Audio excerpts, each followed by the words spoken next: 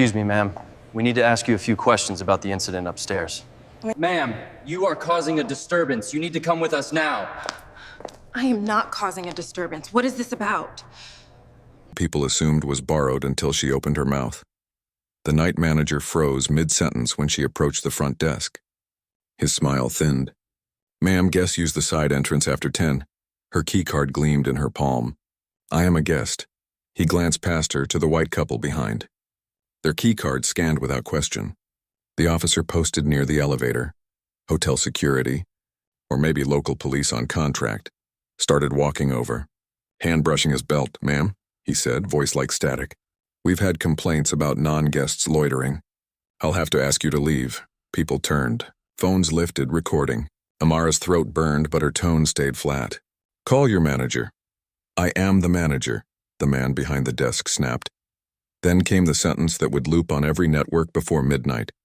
You people always think you can buy your way in. Her jaw locked. The officer's hand gripped her arm, hard, unnecessary. Her keycard fell, clattering against marble. For a moment, the room went still. The chandelier light fractured in her eyes like glass. Outside, thunder rolled as he shoved open the revolving door. Amara stumbled into the storm. By the time they realized who she was, who she owned, it would be too late. The Grand Regent at night smelled of wet marble and money. The revolving doors hissed open to a wash of warmth, perfume, and polished brass. Amara Johnson paused under the chandelier, shaking raindrops from her coat sleeve, phone still lit with a flight confirmation. Her driver had dropped her an hour late, storm delay out of D.C., but she'd stayed calm as always. Precision had carried her from the South Side to the boardrooms of New York. Precision and silence.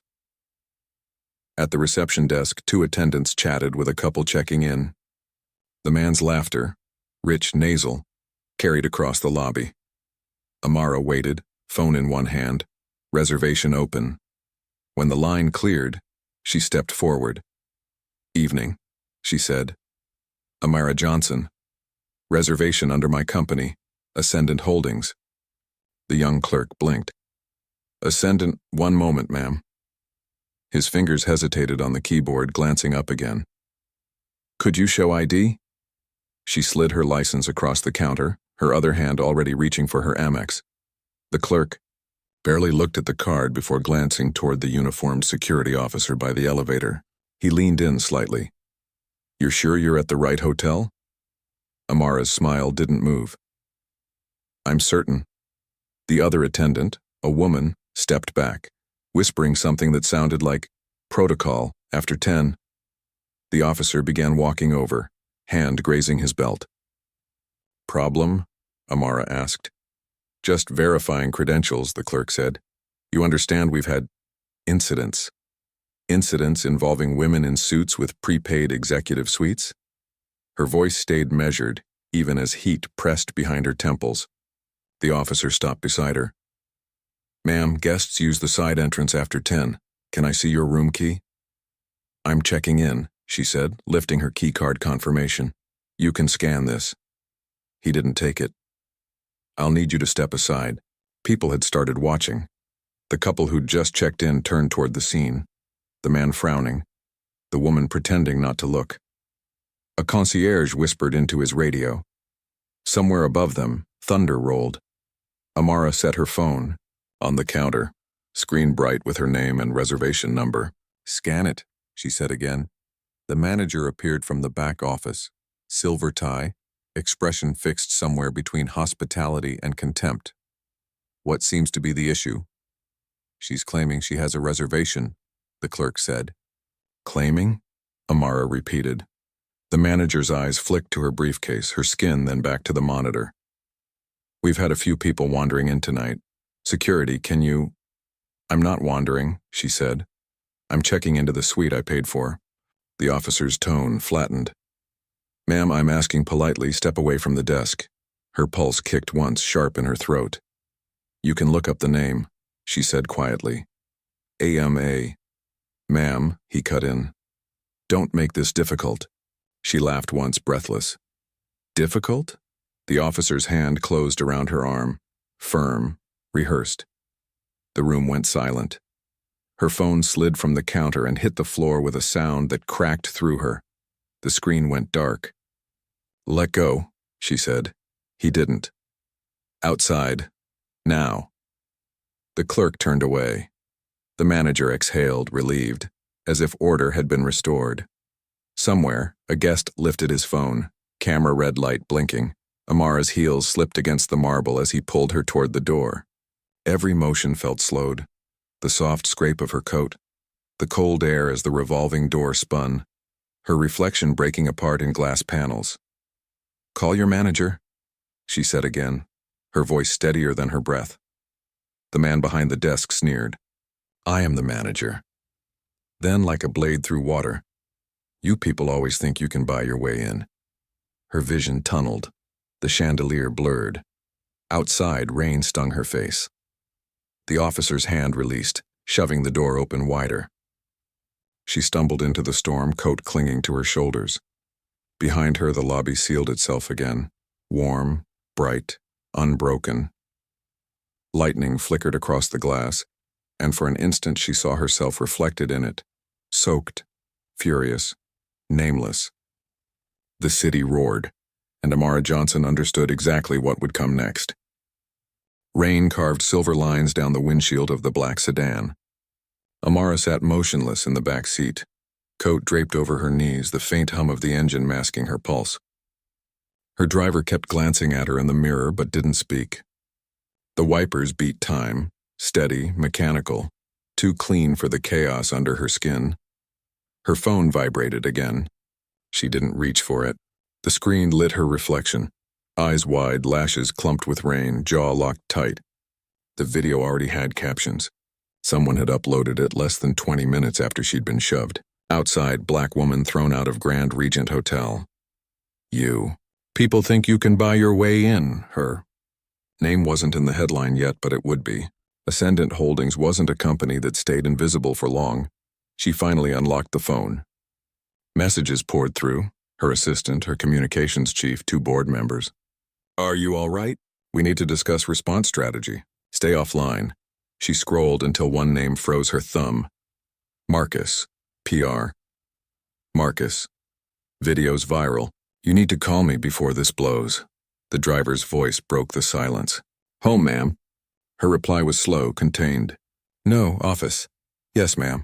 The car eased through the rain-slick streets toward Midtown. Billboards flashed. The city moved like nothing had happened. Amara pressed her fingers against her temple, the beginnings of a migraine rising from behind her eyes. At a red light, she caught sight of herself in the window again. A stranger stared back. The same woman the officer had called ma'am before dragging out the door. The same woman who owned half the tech park 2 blocks away. Her assistant, Tessa, answered on the first ring. "God, Amara, I just saw. Are you okay?" "Define okay," Amara said. "They're replaying it already. Morning shows will pick it up. We've got a statement drafted if you want." "No statements. Legal says we can't ignore it," Amara exhaled through her teeth. "We don't dignify humiliation with words." "Not yet," Tessa hesitated. "The merger call's still on for 9 a.m.? "Yes, nothing changes." A pause. "They'll ask about it. Then they'll learn how I handled distraction." She ended the call. The office lights were still on when she arrived. The lobby security guard greeting her by name. The small, practiced kind of respect that came from knowing who signed the checks. She nodded once and walked to the private elevator. The mirrored walls closed around her. For the first time all night, her hands trembled. On the 32nd floor, the city sprawled in wet light beyond the glass. She dropped her coat over a chair and set her phone on the desk. The screen glowed again. Trending number 1, Grand Regent Incident. Marcus's voice came through the speakerphone before she could sit. "It's spreading, Amara. CNN just picked it up." Local police released a statement saying the officer was following procedure. Procedure? Quote, "Ensuring guest safety during an incident of possible trespassing." She closed her eyes. "They're calling it trespassing." "Yes." And the hotel chain spokesperson said they regret any misunderstanding. Her laugh came out sharp. "Misunderstanding. Convenient word. Public pressure's mounting. You could file civil charges, release footage from your phone." "I don't want pity," she said. "Or outrage. I want accountability. Then we'll need leverage." "I have leverage." He hesitated. Meaning? She didn't answer. Lightning flashed across the skyline, tracing the river in white. The sound followed like a door slamming shut.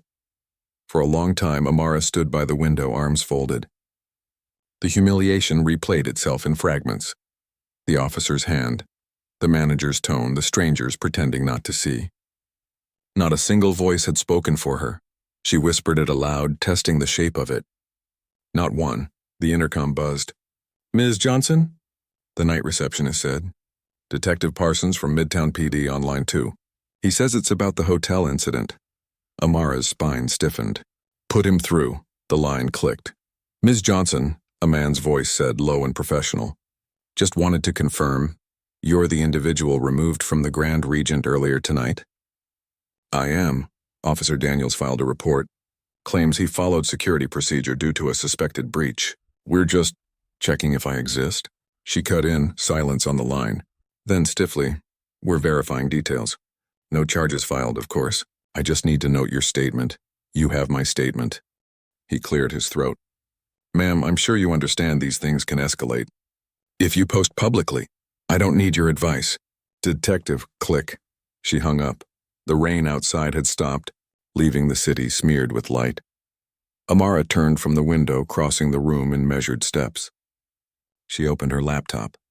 The login prompt glowed pale blue. Her hands stopped trembling. Her voice, when she spoke again, was steady. "Let's see who owns the Grand Regent," she murmured. Lines of data filled the screen. Shell corporations, holding entities, offshore accounts. She traced them like arteries, patient and precise. Her phone buzzed once more. Tessa again. "They've identified you online," the text read. Comment section's a war zone. Some are calling it a setup. Others say you pulled the race card. Amara's expression didn't change. She typed one message back. "Let them talk. We'll respond when they've shown exactly who they are." She closed the laptop, exhaled once, slow and deep. Tomorrow, she'd sit across from white-haired executives who would congratulate her on grace under pressure. They'd think she'd survived. Humiliation. They wouldn't understand. She was already planning acquisition. The storm outside had ended. The real one had just begun. By dawn, the city knew her name. News tickers scrolled it across muted televisions and coffee shops. Talk show hosts rehearsed outrage, their voices measured, performative. The clip had been replayed, remixed, dissected. In every version, the line cut through like a curse. "You people always think you can buy your way in." At 8:40, Amara stepped into the Ascendant Holdings boardroom. Her team was already there. Tessa, Marcus, legal counsel, and 3 directors who couldn't meet her eyes. The large monitor on the wall displayed a live feed from a morning news show. Beneath her image, the chyron read, "Black CEO thrown out of luxury hotel." Marcus muted the screen. They're framing it as racial bias, but the hotel's PR pivoted fast. They've got their talking points: regret, procedure, isolated incident. It's textbook containment, Tessa added. Their shareholders are circling wagons. Hashtags are trending, but the hotel's parent company just announced a donation to a diversity initiative. Optics play. Amara set her briefcase on the table. "What's our exposure?" Legal counsel Miss Huang adjusted her glasses. "Minimal, technically. You were the victim. But investors hate volatility. We've had calls. They want assurance you'll avoid public commentary." Amara's gaze flicked to the directors. "They want silence." One of them, Barrows, cleared his throat. "They're worried, Amara. Emotions run high. You're the face of the company. This," he gestured toward the paused video, "could distract from the merger." "Distract?" she said softly. "Optics matter," he continued. "We can't risk being pulled into a cultural debate. We're here to make deals, not statements." Her voice flattened. "My existence became political before I opened my mouth." Silence thickened. Marcus broke it. "We can ride this. Public sympathy's strong. If you want to make a statement, we control the message." She looked at him. "Control? Position it as leadership under pressure, not confrontation but dignity. A short video maybe from your office." "No." Marcus blinked. "You don't want to respond?" I said no performance. He leaned back, frustrated. "If you stay quiet, they'll define the story for you." Amara turned toward the window, skyline burning under early sunlight. "Let them try." Tessa shifted uneasily. "He's right about one thing. The internet's splitting in 2. Half the comments are solidarity. The other half, she stopped. Say it, Amara said, calling you entitled, claiming you provoked him. They're digging into your background, your contracts, your speeches, even old interviews, Barrows added. Our partners are nervous. They don't want controversy. Amara faced them again, expression calm, deliberate. Partners who vanish at the first sign of injustice aren't partners. Marcus's tone softened. You're right, but business doesn't reward principle. It rewards perception, her eyes held his. Then it's time perception learned who controls the narrative. The room went still. She gathered her notes. Continue with the merger prep. I'll handle the rest. After the meeting, she walked to her office. The hallway lights hummed faintly. Every screen she passed showed her face. Still frames of humiliation turned into clickbait. The caption fonts varied, but the tone was identical. Polished pity, recycled shock. Her phone rang again. Unknown number. She answered, a voice, male, clipped. Ms. Johnson, this is Edward Price, General Counsel for Regent Holdings. We wanted to personally extend our apology for last night's unfortunate misunderstanding. Unfortunate misunderstanding, she repeated. Yes, ma'am. The management team acted without full awareness of your identity and status. My identity isn't the problem, she said. A pause. Of course. We simply mean that you were treated in a manner inconsistent with our standards. You mean racist? He coughed lightly.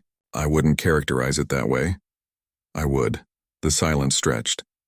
Then he said, If there's anything we can do, there is, she said. Retrain your staff to recognize that dignity doesn't come with a reservation number. Ms. Johnson. She hung up. Outside her office, Tessa entered with 2 coffees, hesitant. You've seen the headlines? Every version, Amara said. They're calling it the Regent incident. Amara's lips twitched, humorless.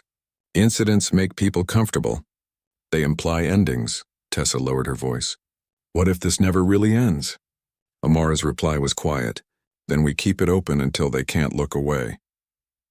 Later that evening, she sat alone in her penthouse apartment, city lights glinting off the glass walls.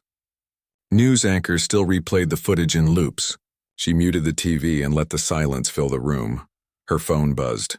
Marcus again. She answered without greeting.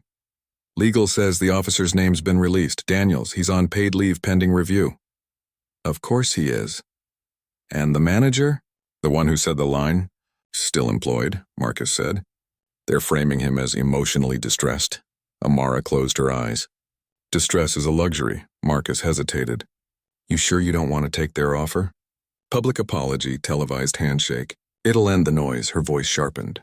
They want absolution, not change, he exhaled. Then what's your move? I told you, she said. Control. She hung up. The skyline pulsed outside. Manhattan's heartbeat, indifferent and endless. Amara picked up a pen and wrote 2 words on a notepad. Regent Holdings. Under it, she drew a line and added, ownership structure. The storm that had begun with rain was about to turn corporate. Her reflection in the glass looked back. Steady, unbroken, surgical, she whispered to it. Barely audible. They threw me out of a building they don't even own. Then she smiled, thin and cold. Let's fix that. The news cycle turned clinical. By Tuesday morning, the story had a new centerpiece. Officer Daniels speaks out. A press conference. Podium, flags, microphones. He stood in front of a police emblem, uniform pressed, eyes contrite but steady. The look of a man rehearsed to appear human. Amara watched from her office, sound off at first. The crawl beneath him read, Security procedure misinterpreted. Officer says race not a factor. She unmuted. In hindsight, Daniels said, I regret the incident. My intent was never to offend. I was enforcing standard policy. We received reports of an unauthorized individual in the lobby. Protocol required verification. A reporter shouted a question. She showed ID, didn't she? Daniels smiled faintly. There was confusion. In these situations, I have to ensure safety. For everyone. That phrase landed like a bruise. For everyone. Another reporter called out. Are you apologizing to Ms. Johnson? He hesitated just long enough to confirm the answer. If she felt disrespected, that was never my intention. Amara turned off the screen. Her reflection lingered in the black glass. The room was too quiet. Tessa entered holding a printed transcript. You saw it. Yes, they're backing him completely. Police union issued a statement saying he acted within protocol parameters. The hotel chains echoing it. Coordinated. Exactly. And online sentiment splitting again. People saying you're exploiting the situation for attention. Amara's eyes didn't move from the window. Attention wasn't what he enforced. Power was. Tessa hesitated. Do you want me to schedule interviews? We could counter his narrative. No, we don't chase noise. We document patterns. Patterns? Amara finally looked at her. This wasn't random. That officer works private security detail for corporate properties. Same chain, same contracts. I want every name tied to those contracts. Tessa nodded, already pulling out her tablet. Understood, Amara added.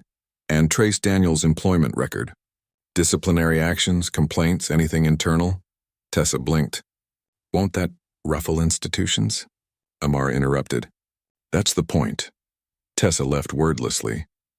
Alone again, Amara replayed the press conference in her mind. The phrasing, the posture, the safety rhetoric. Every word crafted to neutralize outrage while preserving structure. He wasn't defending himself. He was defending a system. Her phone buzzed. Marcus's number, Amara, he said without preamble. The networks invited you to respond on air. Tonight, prime time. You'd own the story. No. You could dismantle him in minutes. That's not dismantling. That's performance. He'd walk away a martyr to people who already decided what I am. Marcus exhaled. Then what are you planning? Leverage. Against who? The cop, the hotel? She didn't answer. Amara, if you're thinking litigation, I don't sue for symbols. I dismantle infrastructure. He went silent. You're going after the owners. Yes, that's war. It's business. The call ended.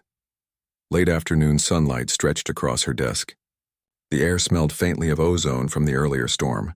Amara opened her laptop again, the cursor blinking in an open document titled Property Holdings, Regent Portfolio. Rows of names scrolled by. Each building listed under a different LLC, each LLC under a private equity fund, each fund traced back to a single corporate node, Ardent Capital Group. Her eyes narrowed. She recognized the name. 2 years earlier, Ascendant had outbid them for a federal contract. Ardent's CEO had shaken her hand at the hearing, smiling too long. She whispered, "Of course." The intercom buzzed.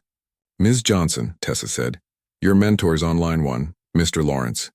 Amara pressed the button. "Put him through." "Amara," his voice came smooth and grounded. "I've been watching the coverage. They're trying to bury you under procedure." "That's the plan," she said. "What's yours?" "Precision. Don't let rage become your compass." "Rage built my compass," she said. He sighed. "I've seen this before. They'll weather the noise, issue a training memo, keep their contracts. You can't fight institutions with morality. I'm not fighting with morality." "Then what?" "Acquisition." Lawrence was silent for several seconds. "You're buying them?" "Not yet. But they're leveraged.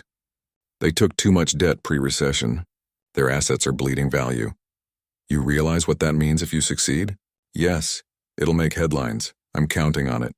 He exhaled. "Poetic but dangerous. Power doesn't forgive humiliation. Neither do I." She ended the call. Outside, the city dimmed into dusk. Streetlights flickered on one by one. Amara shut down her laptop, gathered her coat, and paused at the door. Her reflection in the glass, composed, lethal. In the elevator, the descent felt longer than usual. She watched floor numbers blink down like countdowns. When the doors opened to the lobby, a security guard approached nervously. "Ms. Johnson," he said, "a news crew's waiting outside. They want a statement." She adjusted her sleeve cuffs. "Then they can keep waiting." She walked past him, heels striking marble, the sound echoing faintly like memory. Outside, flashbulbs flared. Voices shouted her name. She didn't stop. The cameras followed her to the car, their questions dissolving in the night air. Behind tinted glass, she allowed herself one small breath. Not relief, a calculation. On the seat beside her phone buzzed with a new email. Subject, confidential, asset liquidation inquiry, Grand Regent Holdings. She smiled faintly. For the first time since the storm, the power dynamic had shifted. Morning arrived without sunlight. a gray metallic sky hanging low over the city. The kind of day that felt like waiting. Amara entered Ascendant's private conference suite at 7 sharp. The table was already lined with screens, documents, and restless faces. Marcus leaned against the far wall, coffee in hand. "They think we're cornered," he said. Amara dropped her briefcase onto the table. "Then we move like it." Tessa connected her tablet to the monitor. The display filled with charts and corporate lineage maps. A spiderweb of entities, arrows, and shell companies all leading to one circle, Ardent Capital Group. "Regent's entire hotel portfolio runs through Ardent," Tessa said. "They're over-leveraged, just like you predicted. 3 properties in default, 4 under restructuring." Marcus whistled. "They're bleeding money." Amara's tone was clinical. "How deep?" "Debt-to-equity ratio's almost 200%. Their last refinancing fell through. They're desperate for liquidity," Ms. Huang added. "They've been quietly shopping assets. The Grand Regent is technically on the market. Quietly. They're hoping to sell without publicity." Amara's gaze hardened. "Then we make it loud," Tessa frowned. "You want them to know it's you?" "No, I want them to know someone's coming. Fear drives better discounts." Marcus crossed his arms. "We could move through a shell subsidiary. Keep your name off until it's done." "Already in motion," Amara said. "I've revived Orion Ventures. It'll front the bid." Huang looked up from her laptop. "You understand they'll vet the offer's origin? They'll see what I want them to see." Tessa hesitated. "And when they find out it's you?" Amara's eyes met hers. "Then they'll remember who they underestimated." The room fell silent. Only the low hum of the projector filled it. Marcus finally spoke. "There's risk, Amara. If this leaks before the acquisition finalizes, they'll stall or double their price." "I'm not buying a building," she said. "I'm buying the narrative," he sighed. "Then what's phase 2? Exposure. Once we control the asset, we release every layer of the cover-up. Daniel's contract, Ardent's lobbying ties, the hotel's internal emails. Quietly. Documented. No speeches, no hashtags. Just evidence." Huang adjusted her glasses again. "You're describing corporate warfare. I'm describing consequence," Tessa said softly. "What about you?" Amara turned toward her. "What about me? This isn't just business anymore. They tried to humiliate you. You're walking back into it." Amara's reply was measured. Every empire was built on someone walking back into the room that threw them out. No one spoke after that. At 9, she left the meeting and entered her office. The city below was still half asleep, streets glistening from last night's rain. Her phone buzzed with an incoming call and blocked number. She answered anyway. A male voice, smugly familiar. "Ms. Johnson, Edward Price here again. From Regent Holdings. I know who you are. I imagine you've seen Officer Daniel's statement. We wanted to extend an invitation for a private meeting. Off the record. To resolve matters professionally. Define professionally. A public gesture. A sit-down. Mutual understanding. We can even discuss potential partnerships, opportunities to show unity. Optics are everything." "Unity," she repeated. "Yes, the market responds to reconciliation. We both have reputations to protect." Her tone didn't change. "You think my silence has a price tag?" "I think everyone has one." Amara let the pause stretch until he started to fill it with words, then cut in coldly. "You'll receive an offer soon. Take it seriously. It'll be the only one." "An offer?" She hung up. Her reflection in the window stared back, composed, surgical. She almost smiled. By noon, Orion Ventures had issued its first letter of intent. The offer moved through intermediaries, each step layered in confidentiality agreements and non-disclosure clauses.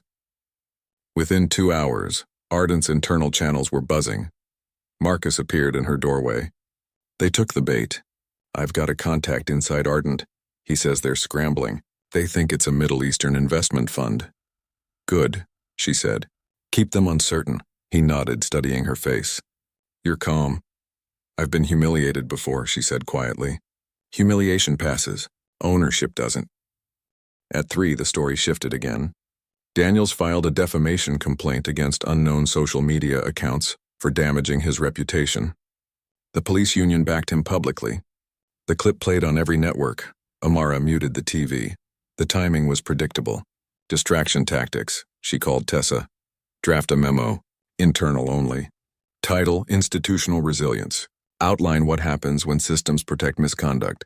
Use neutral language. Cite case studies. No names. Distribution? Tessa asked. Corporate leaders, investors, regulators. Let them read between the lines. Won't that expose your hand? Not yet. It'll remind them what silence costs. That night, Amara didn't go home. She stayed in the office, lights dim, city hum below. Her laptop screen glowed with legal filings, acquisition terms, financial trails. Each number was a thread. Each thread, a map. At 2:17 a.m., Tessa texted her a single line.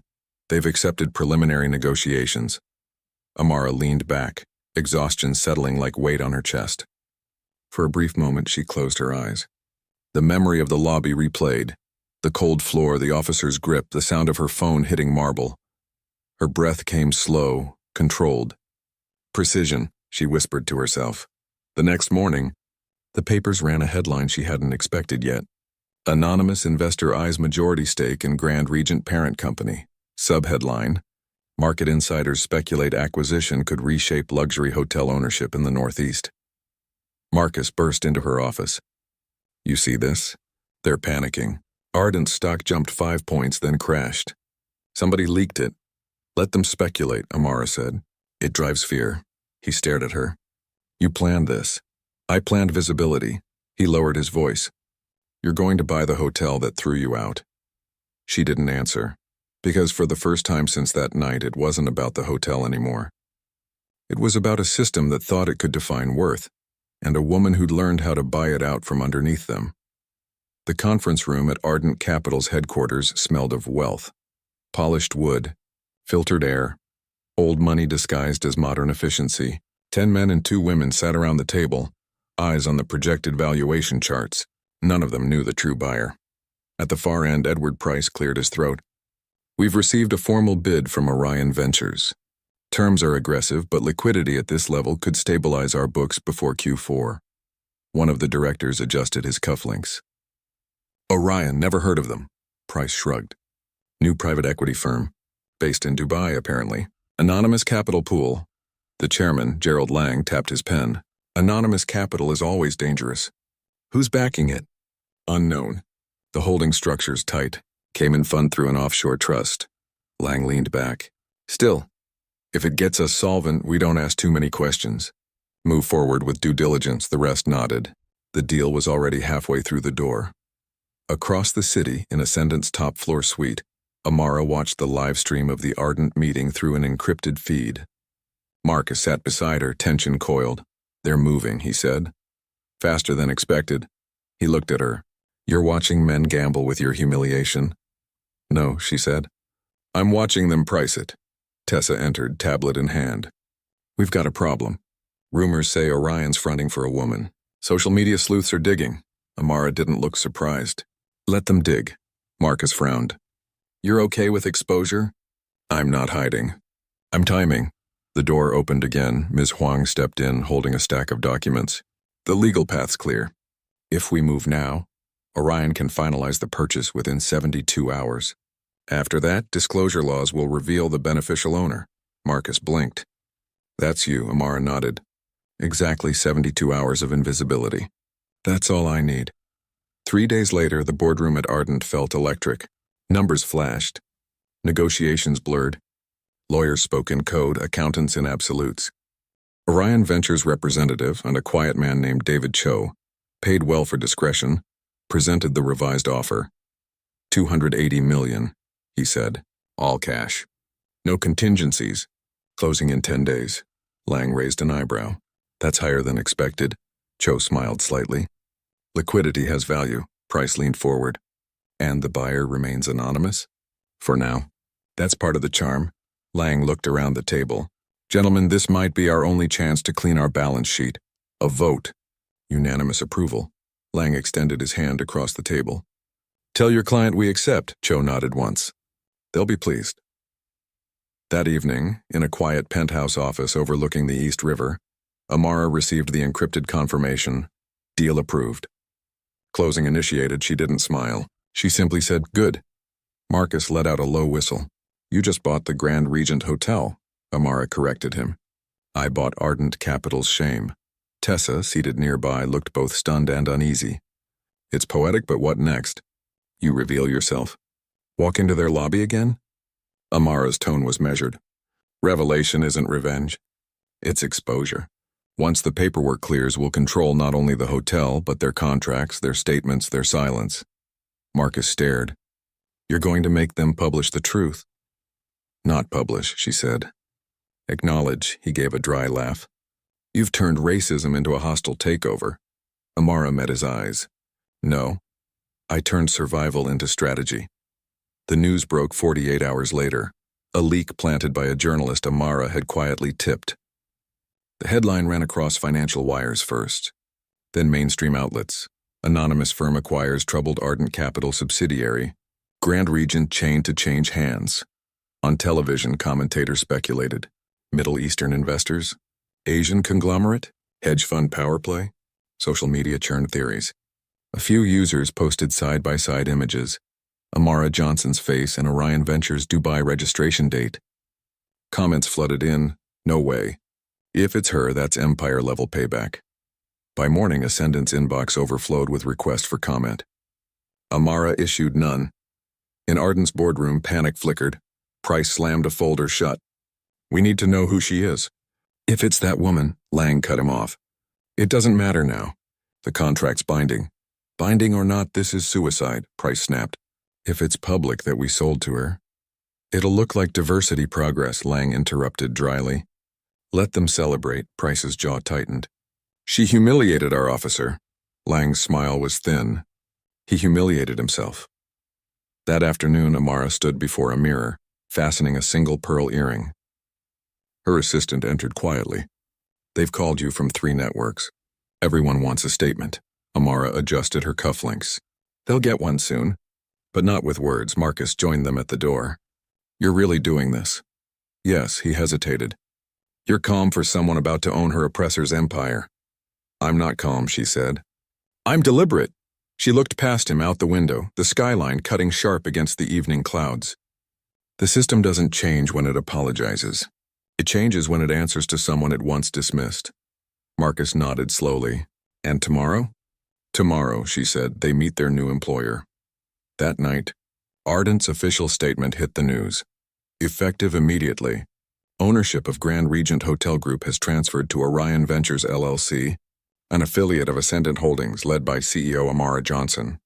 Within minutes, the world knew. Social feeds detonated. Hashtags erupted. Poetic justice. Grand Regent takeover. News anchors replayed the video from the lobby beside images of Amara at a podium. Expression unreadable. Officer Daniel's lawyer issued a panicked press release. We wish Ms. Johnson well and reaffirm our respect for all citizens. The manager who'd said the line, you people always think you can buy your way in, was suspended indefinitely, but Amara gave no interview, no statement, no triumph. She simply returned to work, meetings stacked, deadlines steady. Power, reclaimed, was quieter than anyone expected. Only late that night, when the city lights blurred against her window, did she let the stillness settle. Her reflection stared back, not victorious, not vindicated, just awake. Justice, she thought, was not balance. It was exposure. Morning news cycles spun like turbines, talking heads dissecting the symbolism, the scandal, the sheer audacity. A black woman, once humiliated in a luxury hotel lobby, now owned it. Headlines oscillated between admiration and veiled resentment. Words like ironic, provocative, divisive filled the airwaves. Amara watched in silence from her office. The footage looped again, Daniel's hand on her arm, the shock in her eyes. The clip no longer felt like hers. It had become public currency. Marcus entered with a grim expression. They're attacking your motives. Commentators saying it's performative. Revenge disguised as progress. She muted the TV. Predictable. Price went on record this morning, Marcus continued. Said you weaponized victimhood for profit. Amara's jaw tightened. Good, he's flailing. Tessa rushed in, holding her phone. We have a bigger problem. The police union's calling for a boycott of the Grand Regent chain, claiming your acquisition threatens law enforcement morale. A bitter laugh escaped Marcus. Morale? They're afraid of accountability. Amara rose from her chair, moving to the window. Below, protesters gathered. Two crowds opposite chants, justice for Amara on one side, protect our officers on the other. The city pulsed with conflict. Public attention is volatile, Ms. Huang said quietly from the doorway. You could issue a statement. Something neutral? No, Amara said. Neutrality protects lies. Then what do you want to say? Nothing. I want them to look. That afternoon, she arrived at the Grand Regent unannounced. The same revolving doors. The same polished marble. The same chandelier that had glittered coldly above her humiliation. The new management team waited in the lobby, nervous, silent. Guests stared, phones raised. Every lens found her. A reporter's voice broke through the murmurs. Ms. Johnson, what message do you have for the police who arrested you here? She turned slightly. No message. Then for the public? Her gaze swept the lobby. The building speaks for itself. Flashes erupted. Someone shouted, "Do you forgive them?" Her pause lasted exactly 2 seconds. Forgiveness isn't a condition for ownership. The silence after was sharp. She continued walking, heels echoing against the marble. As she approached the front desk, the manager on duty, a young black woman, straightened, eyes wide. Amara gave a brief nod. Run it your way. Yes, ma'am, the reporters kept calling, but Amara didn't stop. She disappeared into the elevator, doors closing with the same hiss that had once sealed her out. Upstairs in the boardroom that overlooked the skyline, Edward Price waited. He'd requested the meeting himself, framing it as a courtesy. He rose when she entered. You didn't have to come. I own the place, she said. I do what I please, he tried to smile. You've made your point. No, she replied. I've made a transaction. He sat down again. You won the PR war. Everyone's talking about your courage, your power move. But power is temporary. Public sympathy shifts. Amara's voice was even. This was never about sympathy. He leaned forward. Then what was it about? She studied him. Truth unedited in broad daylight. He scoffed. Truth doesn't pay dividends. Neither does arrogance, she said. He tried again, the salesman's charm cracking. You could have joined us from the start. We would have given you access, partnership. Access? Her tone cut through his words. You mean permission. You wanted proximity without equality. Price's expression hardened. Be careful, Ms. Johnson. The higher you climb, the more they'll look for a reason to pull you down. They've already tried. And next time? She met his gaze. Next time, they'll be working for me. The silence that followed was absolute. That evening, Amara stood in the now empty lobby. The lights dimmed to gold. Cleaning crews moved quietly in the background. She closed her eyes and listened. To the faint vacuum hum, the echo of her own footsteps, the building's hollow memory. The humiliation hadn't vanished. It still lived under her skin, a ghost she no longer needed to exorcise. Tessa approached softly. We've set up tomorrow's press conference. They'll expect you to speak. Amara opened her eyes. I will. What will you say? Facts. Only facts? Only facts. Emotion makes truth negotiable, Tessa nodded. You know they'll twist it anyway. They can twist perception, Amara said. Not ownership. The next morning, the world waited. The ballroom filled with journalists, executives, activists, cameras. Amara stepped to the podium. No entourage, no script. She spoke clearly without flourish. This hotel represents an intersection of power, prejudice, and perception. I didn't buy it to rewrite what happened, but to document what happens when accountability meets capital. The system doesn't break when confronted. It recalibrates. I simply changed the terms. No applause followed. Just silence, heavy, measured, unnerving. Then, a single camera flash. Then another, her gaze held steady. History remembers results, not reactions. She walked off stage, leaving the microphones buzzing in her wake. Back in her car, Amara exhaled for the first time that day. Outside, the crowd chanted her name. Inside, she felt only the slow settling of clarity. Not peace, not victory. Just clarity. The world would spin its headlines, shape its narratives, misquote her intent. It didn't matter. She'd reclaimed what power had tried to deny. The right to define herself without permission. And that, she realized, was the quietest kind of revolution. By the third week, the uproar had cooled into analysis. Financial outlets dissected her acquisition with surgical fascination. calling it a masterclass in reputational inversion. Others labeled it a dangerous precedent for emotion-driven capitalism. The language varied, but the subtext was the same. A black woman had executed a move they hadn't predicted, and they couldn't compute it without pathologizing it. Amara read none of it. She'd already moved on. The Grand Regent's lobby now hosted diversity summits, equity panels, silent meetings with executives who once ignored her calls. The irony was not lost on her. The same marble floor where she'd been forced down now echoed with the careful language of reform. Marcus entered her office carrying a file. "Daniels is suing the department," he said, claiming they abandoned him after the video. "Says he was sacrificed for optics." Amara didn't look up. "That's the system protecting itself by consuming its own. He's not your concern anymore." She closed the folder she'd been reading. He never was. He was a symptom. Tessa appeared at the door, tablet in hand. "We've got a different kind of backlash now. Investors are split. Some think you turned this into activism. They're nervous about alignment." "Let them be nervous," Amara said. "Caution is the tax of complacency." Ms. Huang joined them, her tone even. "You've built power, but you've also built enemies. Ardent's new leadership is lobbying regulators to tighten acquisition disclosure laws. Predictable.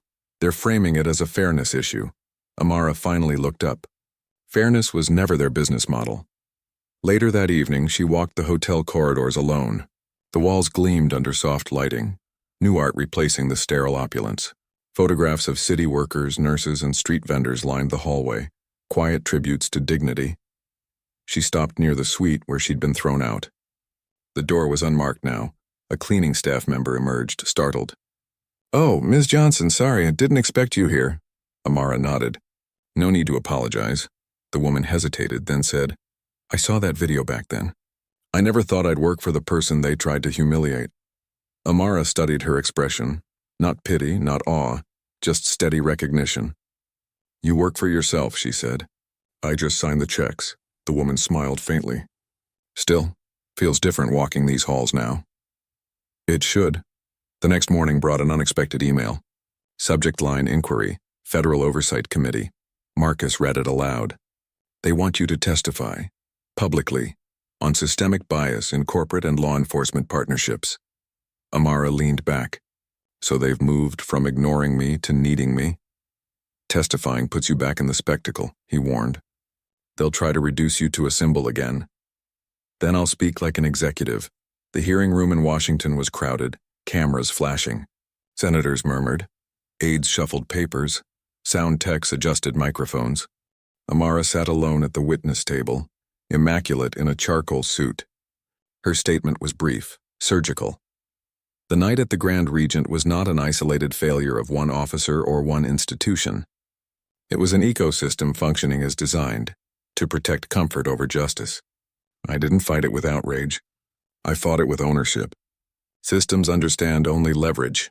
A senator leaned forward. "Ms. Johnson, are you saying money is the only form of justice?" She met his gaze. "I'm saying access without equity is theater. Ownership changes the script." Murmurs rippled across the chamber. Cameras zoomed in. Another senator pressed, "Do you regret how public this became?" "No. Visibility is the cost of truth."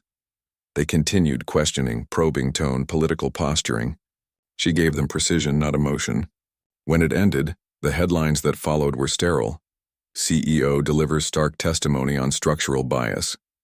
The story moved from gossip to record, exactly as she'd intended. That night, she returned to the hotel. Rain slicked the streets, city lights reflected like molten gold on wet asphalt. She stood under the awning, watching cars drift past. Marcus joined her, umbrella in hand. "You made history again today." "History keeps receipts," she said. He studied her. "You don't sound satisfied." "I'm not." "Why not?" "Because the system didn't collapse. It adapted. Then what was all this for?" "For the next one who walks in and refuses to bow." They stood in silence for a while. The rain softened to mist. Inside the lobby, staff reset floral arrangements, guests checked in, life resumed. The building breathed like nothing monumental had ever happened within it. But Amara knew. It had. She adjusted her coat and turned to leave. "I don't need it to remember me," she said. "I just need it to never forget itself." Months later, a magazine profile summarized it in one line. She didn't topple the system. She bought its front door. Amara clipped the line and placed it in her drawer, not as pride but as evidence, proof that change, even partial, left a trace.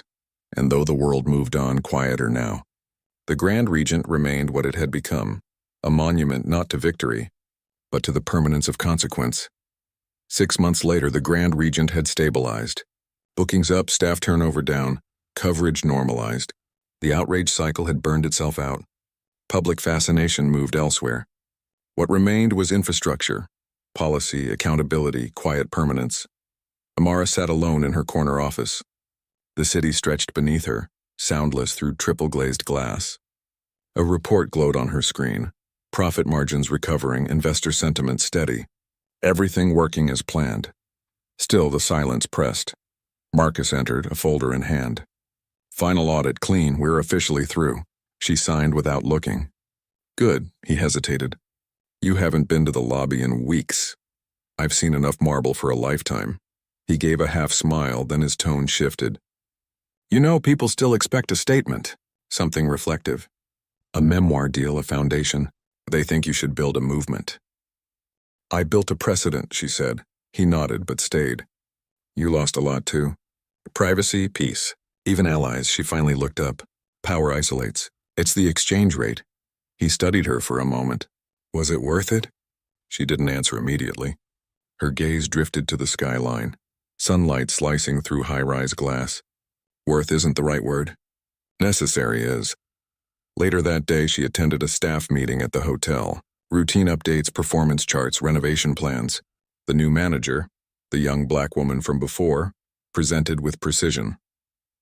When the meeting ended, Amara lingered. The manager approached. "We've updated the employee policy handbook, ma'am. Mandatory anti-discrimination training, reporting channels, salary audits." "Good," Amara said. The woman hesitated.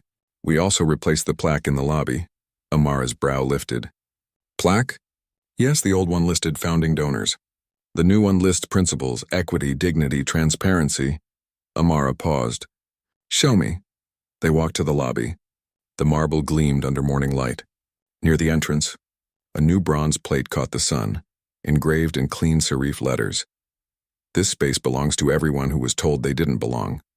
No name attached. She traced the edge of the plaque with her thumb. Silent.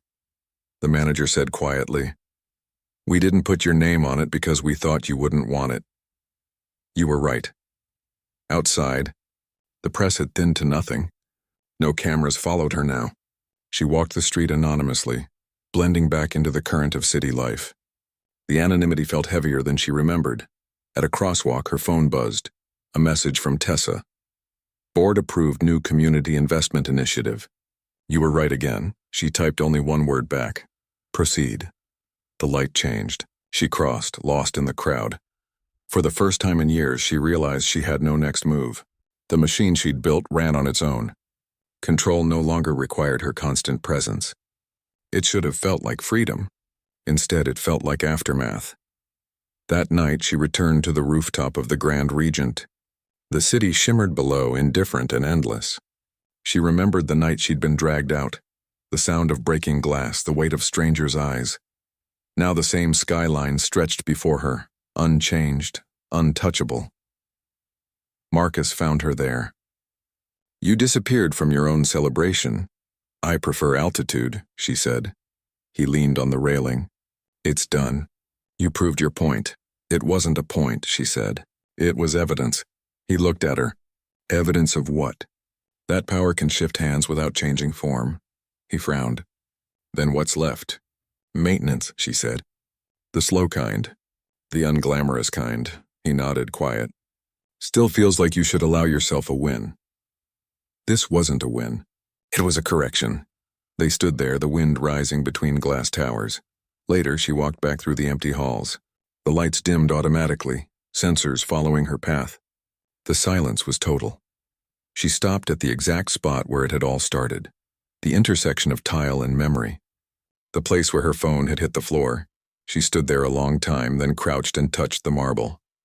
Cold, smooth, unchanged. Systems, she thought, don't feel shame. People do, and shame, when harnessed correctly, moves mountains. She straightened, exhaled once, and walked away. Months later, an investigative piece appeared in the Atlantic Review. The Grand Regent case marked a turning point in how race, capital, and accountability intersect. Johnson didn't dismantle the system. She rewired its circuitry. The outcome wasn't forgiveness, it was equilibrium. The article went viral briefly, then vanished under newer scandals. Amara didn't care. Legacy was static. Motion was currency. She returned to her office, signed another acquisition deal, and closed her laptop. The world outside kept spinning, still unjust, still brutal, but slightly less untouched. And for the first time since that night, she allowed herself a long, silent breath. Not relief, not victory, just continuation.